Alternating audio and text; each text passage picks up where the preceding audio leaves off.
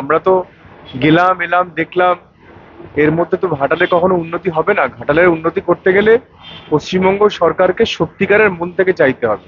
কেন্দ্রীয় সরকার অনেকবার ধরে বলেছে, প্রজেক্টকে অ্যাপ্রুভাল করে দিয়েছিল 2022-তে, ফিনান্সিয়াল ক্লিয়ারেন্স দিয়ে দিয়েছিল, কিন্তু এরা কোনো কাজ করেনি শুধুমাত্র রাজনীতি করার জন্য। না, কালকে মুখ্যমন্ত্রী বলছে শুধুমাত্র বাংলা বন্যার টাকা থেকে বঞ্চিত। কেউ যোগাযোগও করে না আর টাকাও পাঠায় না। বন্যার তো সব ত্রাণগুলো ওনারা চুরি করে নেন, ফলে সাধারণ মানুষ তো বঞ্চিত হবেই। ঠিকই বলেছেন উনি, যে ওনাদের চোরেদের দ্বারা চুরি হয়ে যাচ্ছে বলে সাধারণ মানুষ বঞ্চিত হচ্ছে। দ্বিতীয় হচ্ছে দাদা, তিলোত্তমার সুবিচার চেয়ে যাদবপুরে কালকে স্লোগান উঠল যে কাশ্মীর আজাদি, আজাদি চাই কাশ্মীর।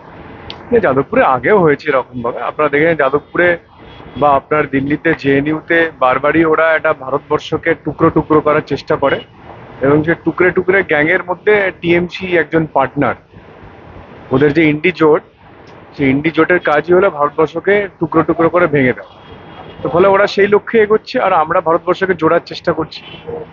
ঘাটালের যে বন্যা পরিস্থিতি, সেখানে নিয়ে নানান ধরনের রাজনীতি, কখনো সেচ দপ্তরের যিনি আধিকারিক আছে তার নাম প্লেট খুলে দেওয়া হচ্ছে। ঘাটালের বন্যা পরিস্থিতি কি বলবেন? প্রতি বছরই ঘাটালের মানুষের অত্যন্ত দুঃখের, আপনি সত্যি না গেলে আপনারা বুঝতে পারবেন না। আপনারা নিশ্চয়ই গেছেন। এক ভয়ঙ্কর পরিস্থিতি, ভয়ঙ্কর।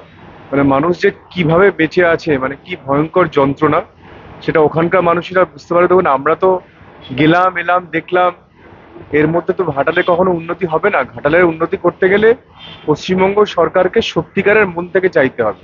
কেন্দ্রীয় সরকার অনেকবার ধরে বলেছে, প্রজেক্টকে অ্যাপ্রুভাল করে দিয়েছিল 2022-তে, ফিনান্সিয়াল ক্লিয়ারেন্স দিয়ে দিয়েছিল, কিন্তু এরা কোনো কাজ করেনি শুধুমাত্র রাজনীতি করার জন্য। আর এখন সাংসদ বলছে প্রচারে ভোটের আগে 25শে মে তো উনি জয়ের তো মিছিল বার করে ফেলেছিলেন 25শে মে। তাহলে জুন জুলাই আগস্ট সেপ্টেম্বর 4 মাস হয়ে গেল। 4 মাসে এসে বলছেন যে এই নাও তোমাদের কাছে আমি কিছু চাল ডাল দিয়ে গেলাম, আর তোমরা আগামী 5 বছর ঘুমাও, আমি আবার 5 বছর পরে আসবো। আমরা তো গেলাম এলাম দেখলাম, এর মধ্যে তো ঘাটালে কখনো উন্নতি হবে না। ঘাটালের উন্নতি করতে গেলে পশ্চিমবঙ্গ সরকারকে সত্যিকারের মন থেকে চাইতে হবে। কেন্দ্রীয় সরকার অনেকবার ধরে বলেছে, প্রজেক্টকে অ্যাপ্রুভাল করে দিয়েছিল 2022-তে, ফিনান্সিয়াল ক্লিয়ারেন্স দিয়ে দিয়েছিল, কিন্তু এরা কোনো কাজ করেনি শুধুমাত্র রাজনীতি করার জন্য। না, কালকে মুখ্যমন্ত্রী বলছে শুধুমাত্র বাংলা বন্যার টাকা থেকে বঞ্চিত। কেউ যোগাযোগও করে না আর টাকাও পাঠায় না। বন্যার তো সব ত্রাণগুলো ওনারা চুরি করে নেন, ফলে সাধারণ মানুষ তো বঞ্চিত হবেই। ঠিকই বলেছেন উনি, যে ওনাদের চোরেদের দ্বারা চুরি হয়ে যাচ্ছে বলে সাধারণ মানুষ বঞ্চিত হচ্ছে। দ্বিতীয় হচ্ছে দাদা, তিলোত্তমার সুবিচার চেয়ে যাদবপুরে কালকে স্লোগান উঠল যে কাশ্মীর আজাদি, আজাদি চাই কাশ্মীর।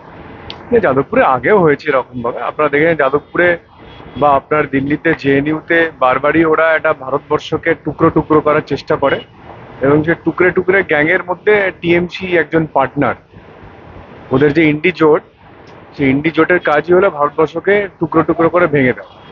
তো ফলে ওরা সেই লক্ষ্যে এগোচ্ছে, আর আমরা ভারতবর্ষকে জোড়ার চেষ্টা করছি।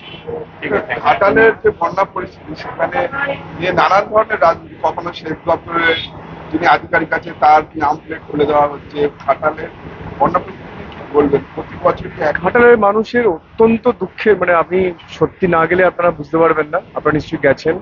এক ভয়ঙ্কর পরিস্থিতি, ভয়ঙ্কর। মানুষ যে কিভাবে বেঁচে আছে, কি ভয়ঙ্কর যন্ত্রণা, সেটা ওখানকার মানুষেরা বুঝতে পারে। দেখুন, আমরা তো গেলাম এলাম দেখলাম, এর মধ্যে তো ঘাটালে কখনো উন্নতি হবে না। ঘাটালের উন্নতি করতে গেলে পশ্চিমবঙ্গ সরকারকে সত্যিকারের মন থেকে চাইতে হবে।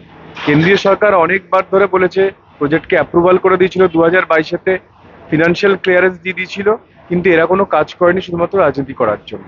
আর এখন সাংসদ বলছে প্রচারে ভোটের আগে 25শে মে তো উনি জয়ের তো মিছিল বার করে ফেলেছিলেন 25শে মে। তাহলে জুন জুলাই আগস্ট সেপ্টেম্বর 4 মাস হয়ে গেল। 4 মাসে এসে বলছেন যে এই নাও তোমাদের কাছে আমি কিছু চাল ডাল দিয়ে গেলাম, আর তোমরা আগামী 5 বছর ঘুমাও, আমি আবার 5 বছর পরে আসবো। আমরা তো গেলাম এলাম দেখলাম, এর মধ্যে তো ঘাটালে কখনো উন্নতি হবে না। ঘাটালের উন্নতি করতে গেলে পশ্চিমবঙ্গ সরকারকে সত্যিকারের মন থেকে চাইতে হবে। কেন্দ্রীয় সরকার অনেকবার ধরে বলেছে, প্রজেক্টকে অ্যাপ্রুভাল করে দিয়েছিল 2022-তে, ফিনান্সিয়াল ক্লিয়ারেন্স দিয়ে দিয়েছিল, কিন্তু এরা কোনো কাজ করেনি শুধুমাত্র রাজনীতি করার জন্য।